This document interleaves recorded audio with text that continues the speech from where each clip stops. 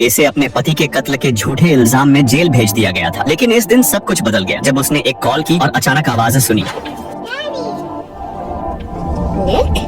उसका पति जिंदा था। वो उसकी सबसे अच्छी दोस्त के साथ था। निक ने तुरंत फोन की तार खींचकर निकाल दी। लिब्बी बार बार नंबर मिलाती रही लेकिन लाइन डेड थी। लिब्बी पूरी तरह टूट गई। तभी उसे सब समझ आ गया। क्या उसके पति ने अपनी मौत का नाटक किया था? क्या उसने ही ये पूरा प्लान बनाया था ताकि उसे फंसाकर जेल भेज दे, इंश्योरेंस का पैसा ले ले और उसकी बेस्ट फ्रेंड के साथ नई जिंदगी शुरू कर दे? जेल से अपनी बेगुनाही साबित करना लगभग नामुमकिन था। उसका आखिरी सहारा इंश्योरेंस कंपनी थी, लेकिन उन्होंने भी उस पर भरोसा नहीं किया। उसकी सेलमेट जो एक वकील थी ने उसे चेतावनी दी। जेल से केस पलटना सालों लेता है और 95% मामलों में फेल हो जाता है। इसलिए उसने लिब्बी को सलाह दी, रिहा होने के बाद अपने पति को ढूंढो और उसे मार दो। कानून में एक ही जुर्म के लिए 2 बार सजा नहीं होती। लिब्बी ने ये बात दिल में बैठा ली। वो रोज एक्सरसाइज करने लगी। जब बाकी कैदी बातें करते वो पेट की मसल्स मजबूत करती। जब सब आराम करते वो बारिश में दौड़ती। अपने बेटे से दोबारा मिलने की उम्मीद ने उसे जिंदा रखा। देखते देखते 6 साल निकल गए। उसकी सेलमेट्स ने जेल में ही उसके बेटे का 8वां जन्मदिन मनाया। अच्छे बर्ताव की वजह से लिब्बी को पैरोल मिल गई। अब उसे जेल की जगह शहर के एक घर में रखा गया, जहाँ 3 साल तक एक अफसर की निगरानी में रहना था। नियम बहुत सख्त थे। कोई लड़ाई नहीं, कोई झगड़ा नहीं और रात 8:30 तक लौटना जरूरी। एक भी नियम टूटा तो सीधे वापस जेल। लेकिन अब लिब्बी के पास अपने बेटे को ढूंढने का मौका था। सबसे पहले उसे अपनी बेस्ट फ्रेंड को ढूंढना था। ये वही किंडरगार्टन था जहाँ उसकी दोस्त काम करती थी। प्रिंसिपल ने बताया कि मैडी और एंजेल पिछले 6 साल से यहीं रह रहे हैं। उसने कहा अगर लिब्बी अभी आई तो बच्चे की जिंदगी खराब हो जाएगी। इसलिए उसने एंजेल का पता देने से मना कर दिया। उस रात अंधेरे का फायदा उठाकर लिब्बी ने कोहनी से शीशा तोड़ दिया। उधर पैरोल अफसर को शक हो गया कि लिब्बी अपने बेटे को ढूंढने जाएगी। लिब्बी ने फाइल खोली और आखिरकार एंजी का पता मिल गया। तभी पुलिस पहुंच गई और पीछा शुरू हो गया। 4 साल की जेल ट्रेनिंग ने लिब्बी को फुर्तीला बना दिया था। वो तेजी से किंडरगार्टन से भाग निकली। पुलिस उसे समुद्र के किनारे तक ले आई। लिब्बी पेड़ों की जड़ों के पीछे छिप गई और पुलिस गाड़ी पर जोरदार वार किया। रेतीली जमीन और सीट बेल्ट की वजह से अफसरों को ज्यादा चोट नहीं लगी। आखिरकार उन्होंने लिब्बी को पकड़ लिया। उसने पैरोल तोड़ी थी, इसलिए उसे वापस जेल भेजा जा रहा था। सफर के लिए फेरी ली गई। पूरे रास्ते लिब्बी अपनी बेगुनाही की बात करती रही, लेकिन अफसर कैसे भरोसा करता? उसने लिब्बी को गाड़ी के हैंडल से हथकड़ी लगाई और कॉफी पीने ऊपर चला गया। लिब्बी ने तभी भागने का प्लान बना लिया। उसने देखा अफसर चाबी ले जाना भूल गया था। पास में पाइप थी। उसने गाड़ी स्टार्ट की और बार बार टक्कर मारनी शुरू की। आखिरकार लाल गाड़ी पानी में गिर गई। अफसर ने देखा और तुरंत दौड़ा, लेकिन हैंडल मजबूत था। जैसे ही वो पास आया लिब्बी ने एक्सेलरेटर दबा दिया। अफसर भी कूद पड़ा और दोनों झील में गिर गए। किस्मत से खिड़की खुली थी। अफसर ने जल्दी से उसकी हथकड़ी खोली। दोनों नीचे डूबने लगे। खुद को आजाद कराकर लिब्बी ने बंदूक पकड़ी और पानी के बहाव के सहारे ऊपर की तरफ तैरने लगी। जैसे ही वो सतह पर आई